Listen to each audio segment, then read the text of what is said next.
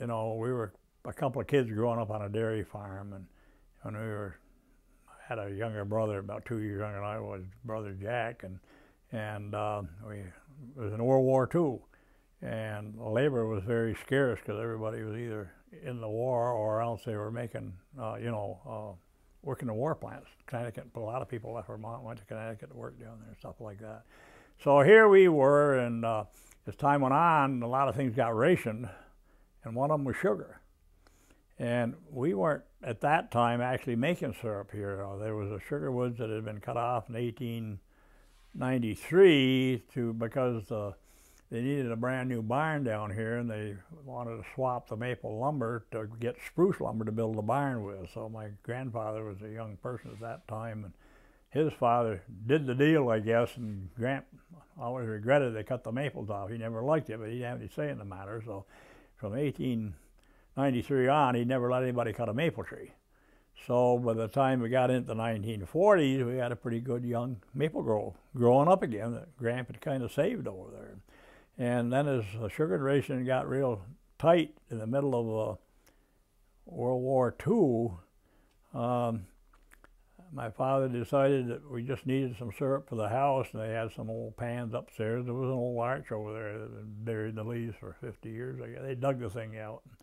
My grandfather and my father went over there in 1943, and they tapped 100 and some trees. They borrowed some stuff off a neighbor and made a few gallons of syrup, and they'd get it pretty well done over there and bring it back over, and my mother finished it in the house. Well, that went, and I don't know if we used it all up that year or not. But anyway, the next year, the winter of 1943 into 44 was a very hard winter. We had a blizzard in Thanksgiving weekend, or that week, 3-4 feet of snow, and it was a winter like this winter, no thaws all winter long. We had about the 15th to 20th of March, and all of a sudden there was a big warm up, and the roads all went to pieces, and so they had to close the school for 2 weeks, and that was a mud vacation.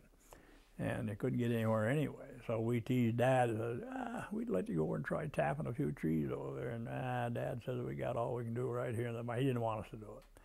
Well, we kept aggravating him, so he finally gave in, and so we went back and borrowed 85 buckets, and we had a third horse, old Gus. He was a Canadian skid horse, and we rigged up a front bobby and put 6 milk cans on it, and we tapped the trees. My brother Jack, he gathered that sap with them and brought it in, and that was my first time I ever boiled. I had the pans over there, and we got dead wood around the woods we brought in, and so we had about 2 weeks there. I guess we probably wound up making about 15 gallons of syrup. That was what kind of got us into it. It kind of got bit by the bug, and that fall, or that summer, we had Dad needed more help, and they had these Land Corps boys that were coming up from New York, and they were supposed to be between 16 and 18 years old. You couldn't be required to go in the draft unless you was 18. You could volunteer at 17 if you wanted to, but you couldn't be drafted until you was 18. So here was a chance of getting some teenagers to come up and work on the farms, you know, even though they didn't have any experience. So there was these 3 guys down in New York City that said, gee, we got to go up to Vermont and see if we can get a job. Of course, the mistake they made, they all wanted to go to one farm, and obviously no Vermont farmer was dumb enough to hire 3 green beans like that. And so they got on a train back then. They came on the train. They came through Wallingford, and apparently a couple old farmers sitting out there with straw hats on. They got, oh, these must be real farmers. And the first one they'd ever seen their life. They grew up in the Bronx. They'd never even seen a cow till they got up there. You can figure that one out. My grandmother happened to be staying in Rutland at that time up there, and she saw an ad in the Rutland Herald, and they'd been there about a week. Nobody hired them because nobody wanted 3 of them. They all want to go together somewhere.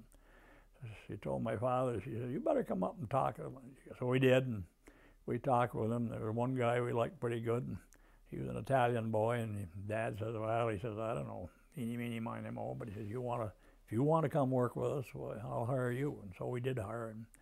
And he worked out real good, and we got hand done about the middle of August, and over in the back of the pasture where the cows used to run, there were a bunch of pine trees kind of growing over there, kind of scrub pines, a lot of limbs on them and everything. And back of our head, we wanted to build a sugar house, and of course we didn't say too much to Dad about it. And we told Dad, I said, hey, those trees got a lot of limbs on them over there, and they're shading the grass where the cows are supposed to be eating. Do you care if we go over with this guy from New York? And we'll go over there and we'll cut the limbs off these trees, you know, and just kind of trim them up, you know. And so we didn't tell him what we were doing. We're over there with, I guess, for 2 weeks, and we had the cross-cut handsaw. You didn't have chainsaws, but boy, we took a lot of kerosene because of pitch on those trees. And what we were doing was cutting the trees down. He didn't know that at the time, so we took him over about 2 weeks later, and we had at least probably one log in a tree, and some of them were this big around, you know, and they were,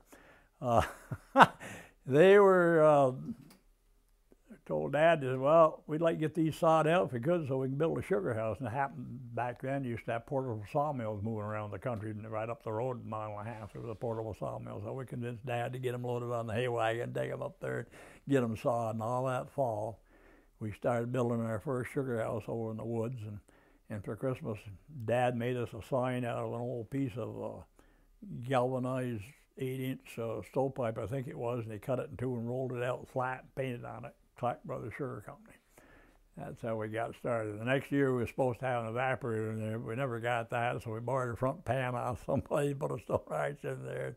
It kind of went on from that, and then a couple of years later, myself and another guy, he had an old gasoline washing machine engine, took off his mother's washing machine. He apparently got electricity in 1947. So we took that over to Industrial Arts in high school, and we made one of the first tappers ever used in Vermont. Nice lightweight thing, it only weighed 35 pounds.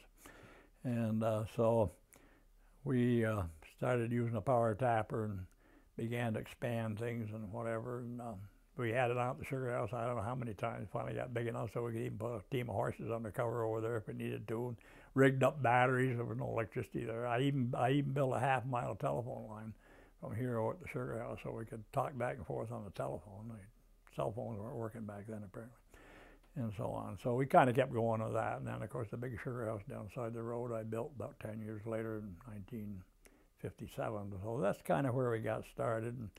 But all during the 50s, the maple industry was declining, and prices weren't good. A lot of producers were dropping out, and the price of syrup had gotten up after the war, after the ceiling went off. The ceiling on a gallon of syrup was $3.39 during the war. And I remember they had a music teacher over at Granville High School, and he said, "I understand you got maple syrup." And I said, "Yeah." Well, he said, "I wish you'd bring me over 3 gallons.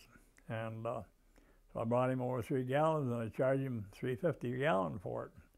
And he said, "Don't you know the ceiling price is $3.39? I said, "Yeah, but that's for the syrup. I'm charging 11 cents for the can." And so he laughed, and he said, "Well, I guess that's a good sharp Vermonter." So he paid for it and took it.